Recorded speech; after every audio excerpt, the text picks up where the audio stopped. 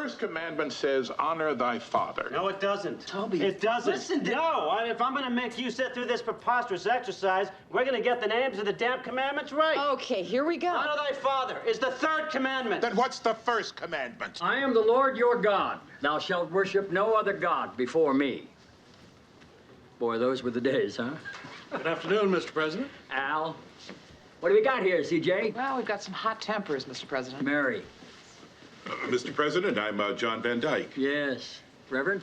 May I ask you a question, sir? Of course. If our children can buy pornography on any street corner for $5, isn't that too high a price to pay for free speech? No. Really? On the other hand, I do think that $5 is too high a price to pay for pornography. Why don't we all sit down? No, let's not, CJ. These people won't be staying that long. May I have some coffee, Mr. Lewis? Al, how many times have I asked you to denounce the practices of a fringe group that calls itself the Lambs of God? Oh, sir, that's not up to me. Crap, it is up to you, Al. You know, my wife, Abby, she never wants me to do anything while I'm upset. Thank you, Mr. Lewis.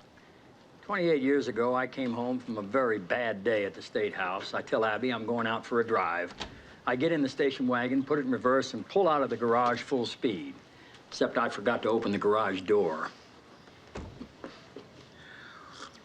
Abby told me not to drive while I was upset, and she was right. She was right yesterday when she told me not to get on that damn bicycle while I was upset, but I did it anyway.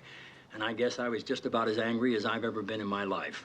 Seems my granddaughter Annie had given an interview in one of those teen magazines, and somewhere between movie stars and makeup tips, she talked about her feelings on a woman's right to choose. Now, Annie, all of 12, has always been precocious, but she's got a good head on her shoulders, and I like it when she uses it, so I couldn't understand it when her mother called me in tears yesterday. I said, Elizabeth, what's wrong? She said, it's Annie. Now, I love my family, and I've read my Bible from cover to cover, so I want you to tell me, from what part of Holy Scripture do you suppose the Lambs of God drew their divine inspiration when they sent my 12-year-old granddaughter a Raggedy Ann doll with a knife stuck through its throat?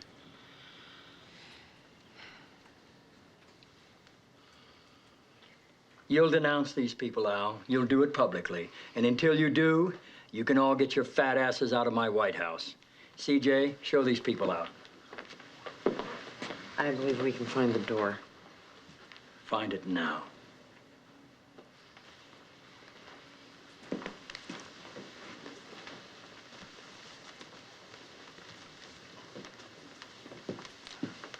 We'll fix this, Leo.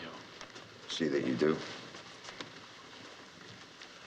Okay, can I just say that as it turned out, I was the calmest person in the room? Way to stay cool. I am not empowered to auction off the Bill of Rights. I thought you were going to take a swing at her there, She's Vanna. calling us New York Jews, Josh. Yeah, but being from Connecticut, I didn't mind so much. You, CJ, on the other hand, you were brilliant. I particularly liked the part where you said nothing at all. I'm sorry, Josh. I was distracted. All I could really think about was Lloyd Russell and your girlfriend. Randy and Lloyd Russell will Yeah. be putting an end to that. Hello, Mr. President.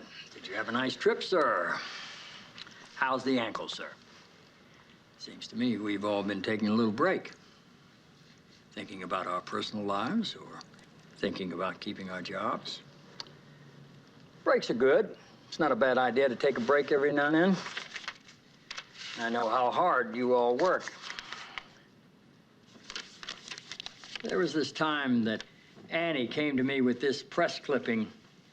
Seems these theologians down in South America were all excited because this little girl from Chile had sliced open a tomato, and the inside flesh of the tomato had actually formed a perfect rosary. The theologians commented that they thought this was a very impressive girl. Annie commented that she thought it was a very impressive tomato. Don't know what made me think of that. Naval intelligence reports approximately 1,200 Cubans left Havana this morning. Approximately 700 turned back due to severe weather. Some 350 are missing and presumed dead. 137 have been taken into custody in Miami and are seeking asylum. With the clothes on their back, they came through a storm. And the ones that didn't die want a better life, and they want it here. Talk about impressive. My point is this: break's over. Thank you, Mr. President. Everything all right? Walter died. Who are you? I'm Toby Ziegler. Walter was wearing my coat, and it had my business card. You want your coat back? No. A northeasterly wind off the Chesapeake. George, did you know your brother fought in Korea? Well, I'm sure he didn't mean nothing. No, he... Sometimes people start things and they... No, he was in the Marines about 45 years ago. Yeah, I think I remember. He was given a medal. Yeah? It's called the Purple Heart. It's for getting wounded in battle. Your brother is entitled to a proper funeral with mourners, and I think he deserves an honor guard. And you don't know me, but I'm an influential person. I'm a very powerful person, and I would like to arrange it. A funeral? Are you going to be here tomorrow? Yeah. So if I come and pick you up in the morning, and then I'll bring you back after. I'll make sure he's here. Will you? Hi. Yes. How you doing? I'm fine, thank you, sir. Apparently, I've arranged for an honor guard for somebody. Yes, sir, I'm sorry. No, just tell me, is there anything else I've arranged for? We're still in NATO, right? Yes, sir. What's going on? A homeless man died last night, a Korean War veteran who was wearing a coat I gave to the Goodwill. It had my card in it. Toby, you're not Took responsible. an hour and 20 minutes for the ambulance to get there. A Lance Corporal, United States Marine Corps, 2nd of the 7th. I got better treatment in Panmunjom. Toby, if we start pulling strings like this, you don't think every homeless veteran will come out of the woodwork? I can only hope, sir.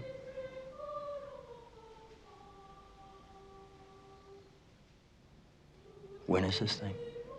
I'm going to pick up his brother and go there now. Mr. President? Sir, your absence in the other room is conspicuous. Okay.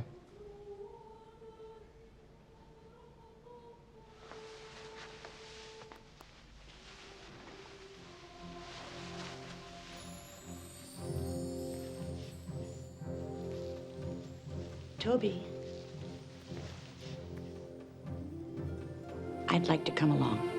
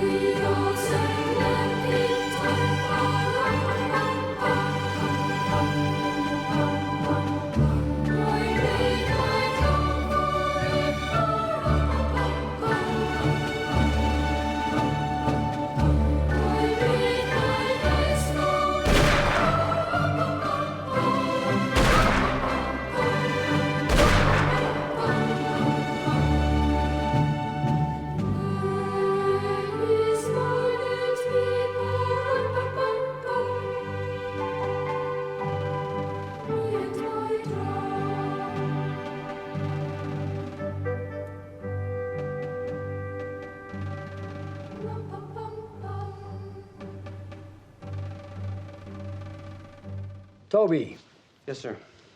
we have appointed 5 people to the Corporation for Public Broadcasting. Republicans in the House, as well as an alarming number of Democrats, have been holding up those appointments. I've been fully briefed. As far as I can tell, their reluctance has little, if anything, to do with bananas. I'm meeting with some key people this afternoon. You're all set. I was raised on Sesame Street. I was raised on Julia Child. I was raised on Brideshead Revisited. The legacies are safe in my hands. You've got a problem? You watched cooking shows? I watched Miss Julia Child. Okay. Toby, your argument isn't with us. We watch PBS, we like PBS, but we also work for congressmen who have constituencies that want to know why the federal government is subsidizing television for rich people.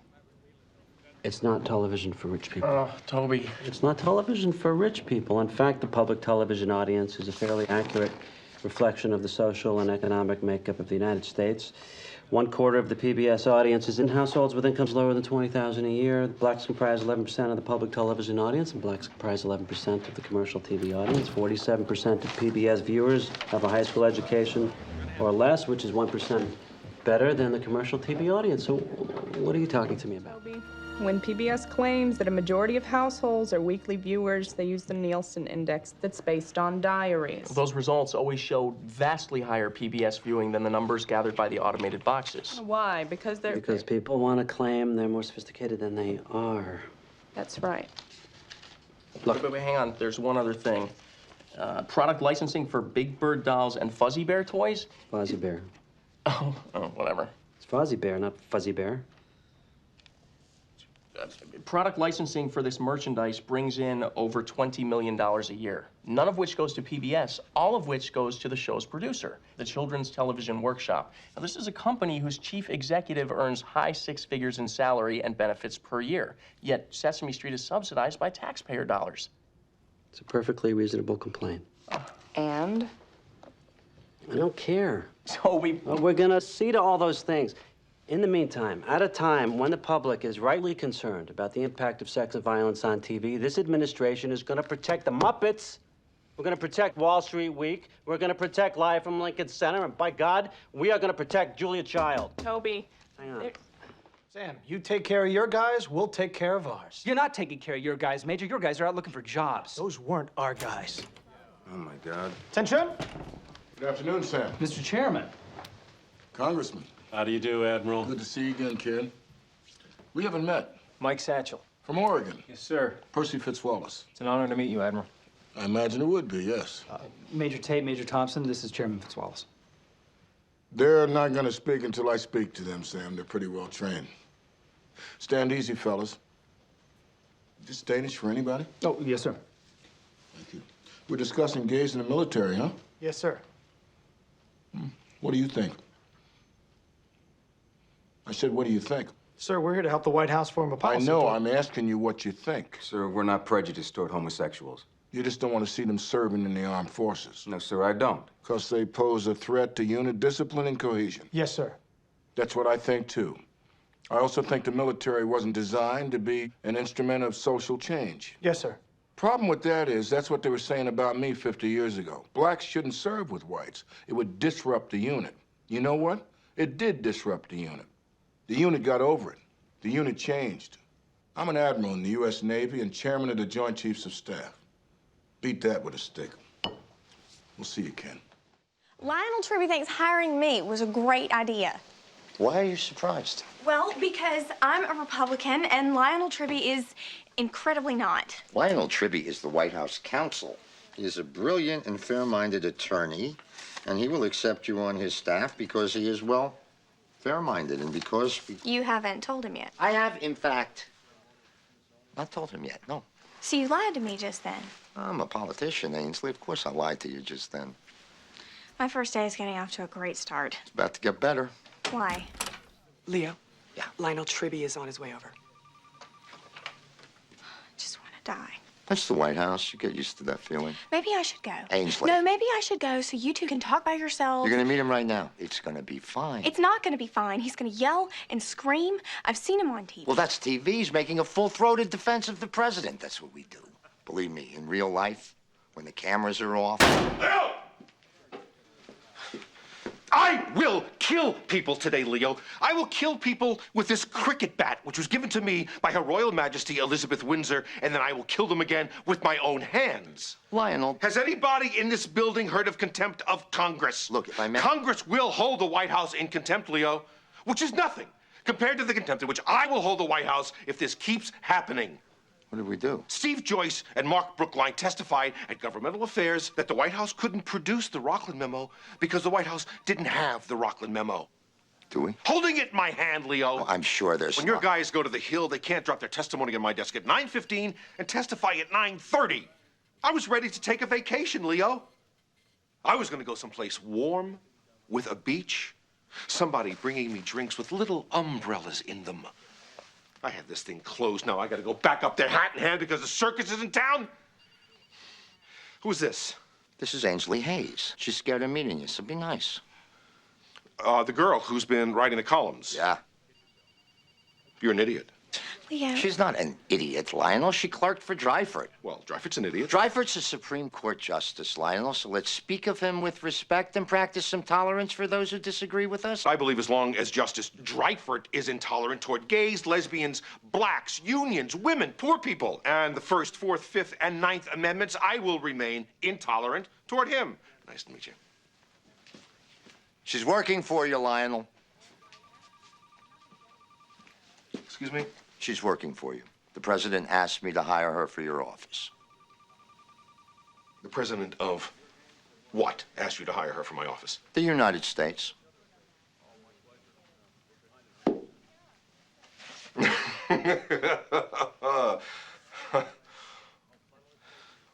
Excuse me.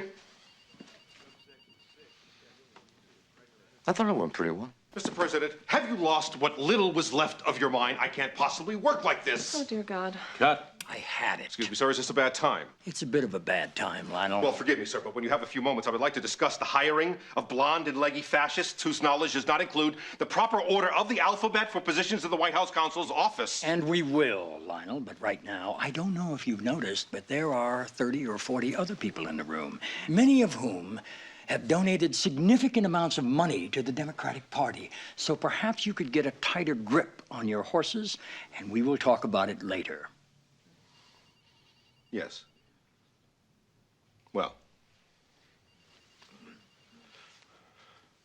Good morning, everyone. Good morning. Thank you, Mr. President.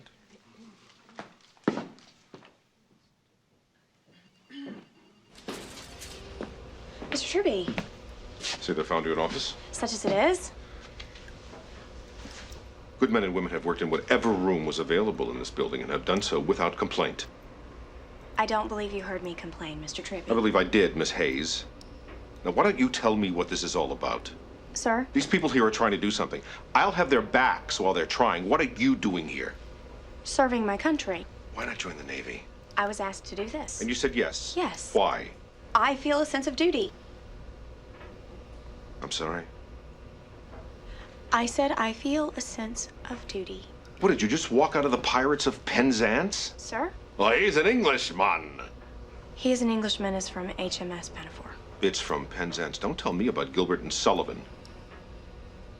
It's from Penzance or the Isle Lanthe, one of the ones about duty. They're all about duty.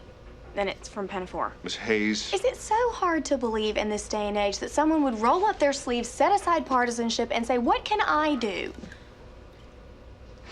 Yes. Galileo 5. You can feel the adventure. Yes, indeed. NASA's great at naming things. They are. Mercury, Apollo, Atlantis, the Sea of Tranquility, the Ocean of Storms. Good names. First time I heard Galileo 5, the way the imagination immediately, it reminded me of the way folks in my generation felt when we heard Yellow Submarine. Okay. We really did all want to live in a yellow submarine. I can't believe they gave you people driver's licenses. Tell me where we're going again. Mars briefing rehearsal. Why? To rehearse. Say the name. I said the name. Say it again. Your imagination, like a child, will explode with unrestrained possibilities for adventure. Galileo 5. You didn't say it right. I said it fine. Say it again. Who wrote this intro?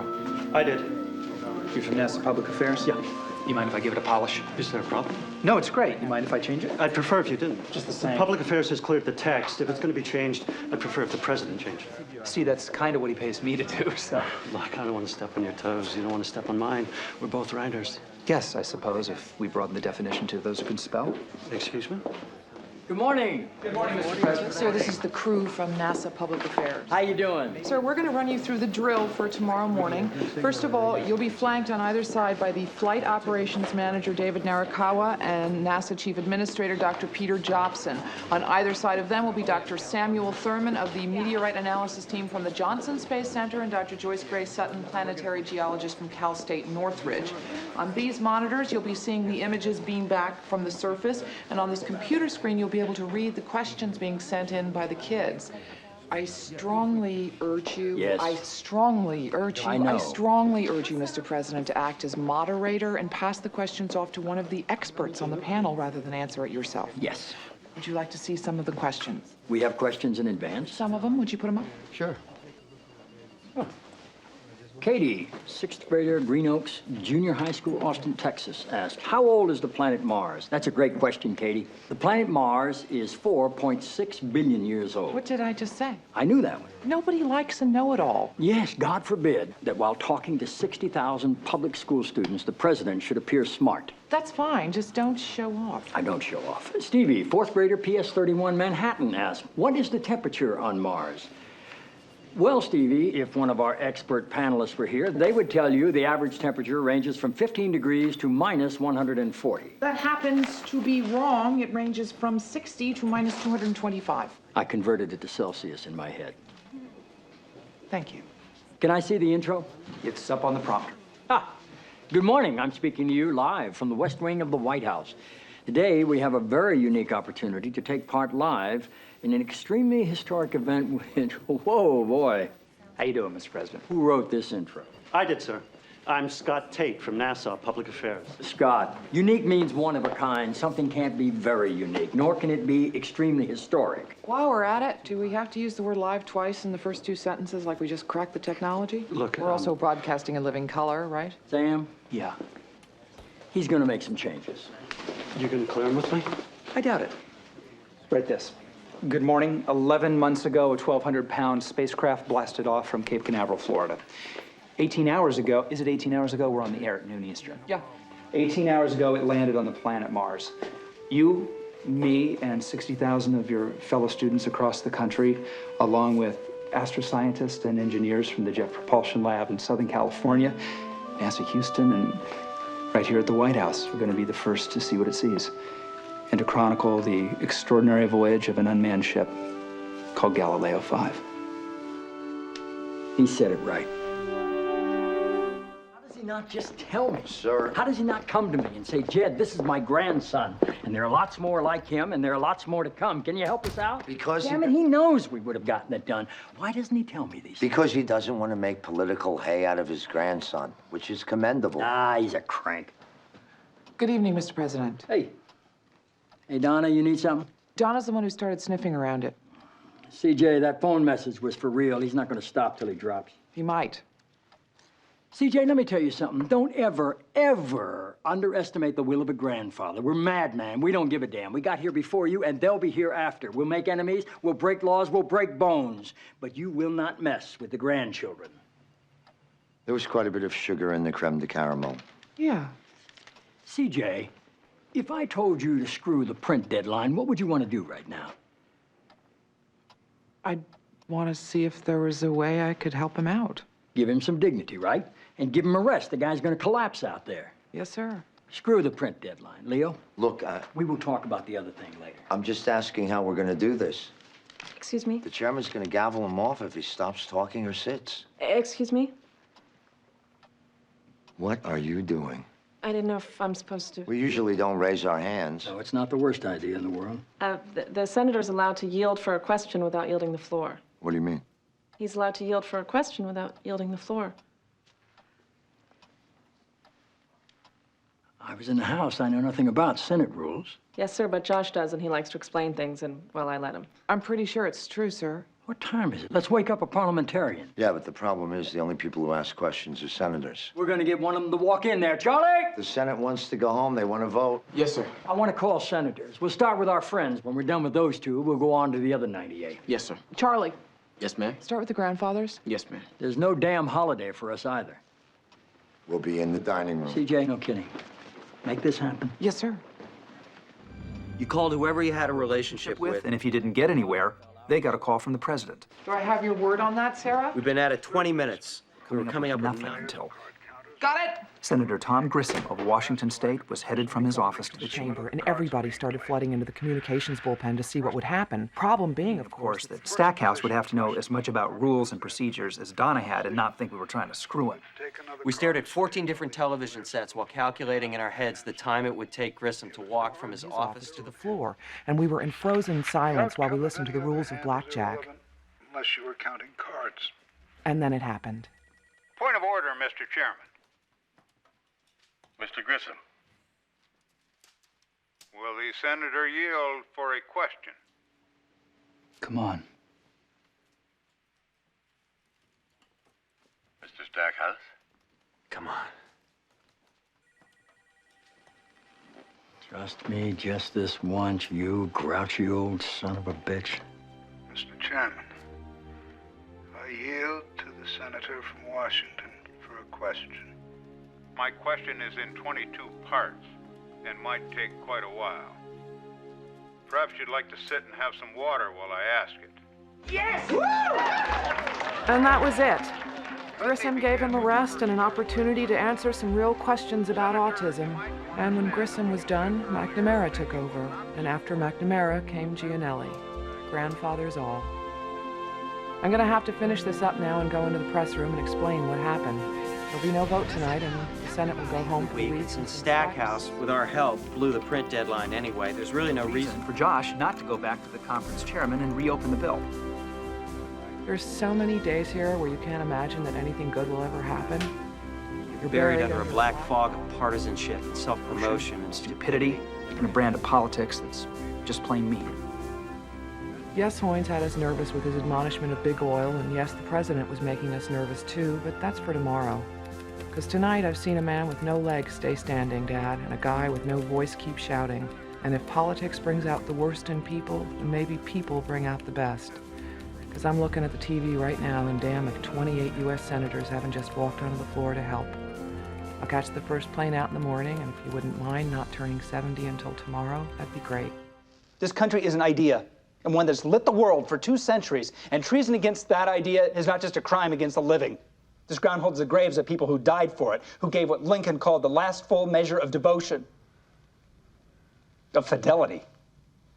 You understand the last full measure of devotion to treason against them is... Sam. There was a translator in the Hungarian trade mission named Shava Demski. She was murdered in 1952. She was about to reveal the name of a Soviet agent called Blackwater. This girl's gonna find out who her father was. Sam. You meant grandfather.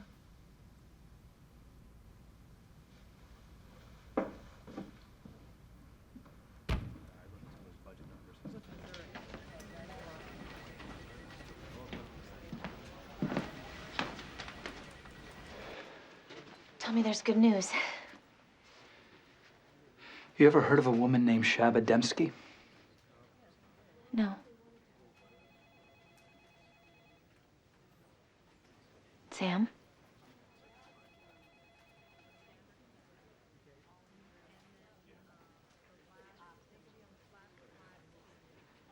I'm sorry, Stephanie, I wasn't able to get access to the people I needed to have it considered this time around. Why don't you tell your father you'll be able to try again in 3 months? So, you're open to it? Absolutely. That's all he needed. That's all I needed. Did you hear? We should call him right now. Can I use the phone on your desk? Yeah, dial 9. Everyone was right about you, Sam. Sam's the man.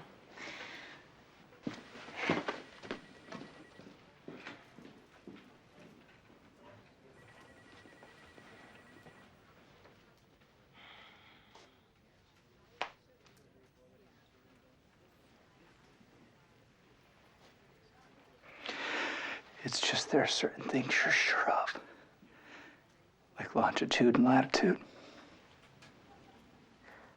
Sam, I don't know if this is the best time to tell you, but according to CJ, I wouldn't be so sure about longitude and latitude. Campaigns aren't about the candidates, no? About the voters. How are we going to create jobs? How are we going to fix health care? How are we going to make the lights go on? How are we going to protect ourselves? Said you want to ask if the plumber knows which direction the pipes run, don't you? Forget the plumber. We want leadership to sound and to feel like, instead of appealing to our least expensive, however legitimate desire to feel good about ourselves, don't we want All right, that's it. I can't take it. He started it. I'm not kidding. I have such an impulse to knock your heads together. I can't remember the last time I heard you two talk about anything other than how a campaign was playing in Washington. Kathy needed to take a second job so her dad could be covered by her insurance. She tried to tell you how bad things were for family farmers. You told her we already lost Indiana. You made fun of the fair, but you didn't see they have livestock exhibitions and give prizes for the biggest tomato and the best heirloom apple. They're proud of what they grow. 8 months of transportation, the kindness of 6 strangers, random conversations with 12 more, and nobody brought up Bartlett versus Ritchie but you.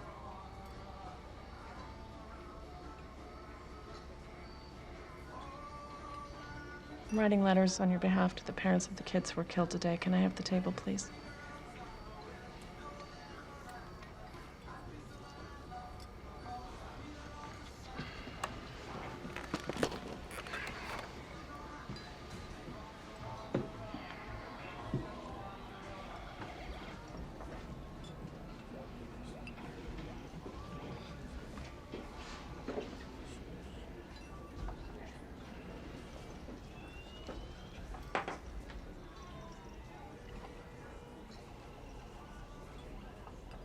Flight still in? Yeah. Me too. I'm going to St. Louis. Washington. I'm with my daughter. She's upstairs in the room. But we were out here looking at Notre Dame. Yeah. Got kids? No.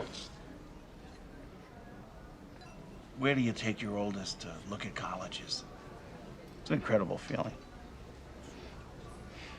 You wish they'd go to college across the street from your house, but, you know. Jack Daniels rocks. My boss went to Notre Dame.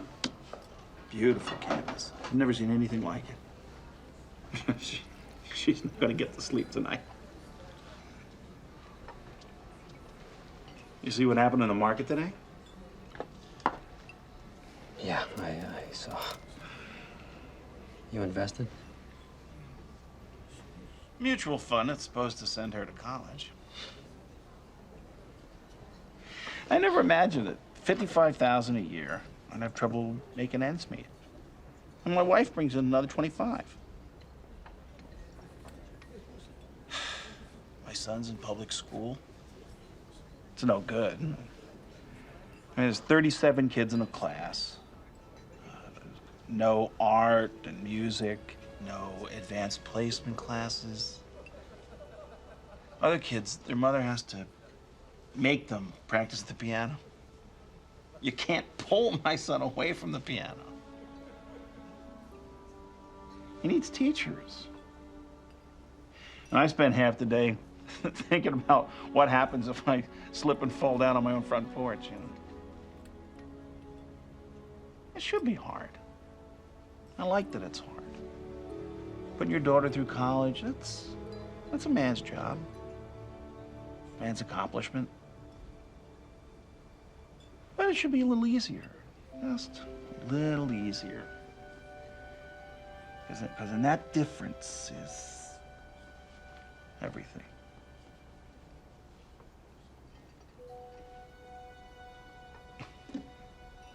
I'm sorry. I'm Matt Kelly.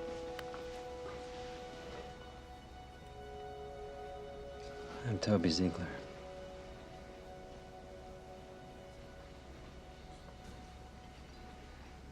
I work at the White House.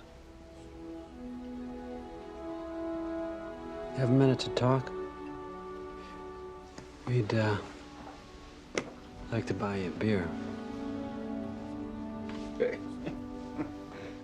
227 years ago, a bunch of guys got together on the 4th of July and decided because they didn't have any cherry bombs, they would declare some self-evident truths. Fed up with democracy, are we? I called Louis Berryhill. Told him it wasn't going to work out. You don't want to fight? I did want to fight. But the country needs a president who's doing their work, and since they put their trust in a guy whose mortality is showing, they deserve a chain of command that's irrefutable. So who is it? Ben Franklin thought the only hope for democracy was if people respected each other enough to compromise. Folks in western Colorado had 4 chances to change their minds about Bob Russell, and they haven't. Bob Russell? Really?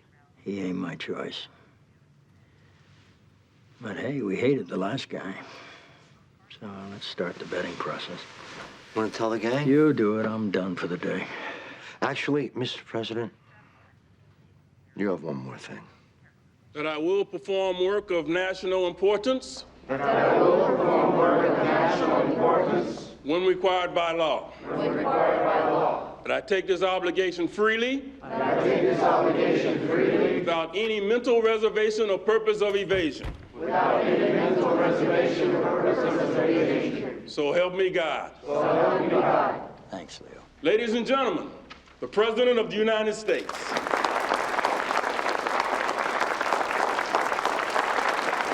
Thank you, Your Honor. Please. My fellow Americans, congratulations and welcome. I hear you had some trouble finding a safe place to take your oath today. Our founding fathers were in a similar predicament. In many ways, our great Declaration of Independence was a work order issued under fire, one we still struggle to fulfill. Now, if you'll please stand, place your hand on your hearts and say with me, I pledge allegiance to the flag of the United States of America and to the republic for which it stands, one nation, under God, indivisible, with liberty and justice for all.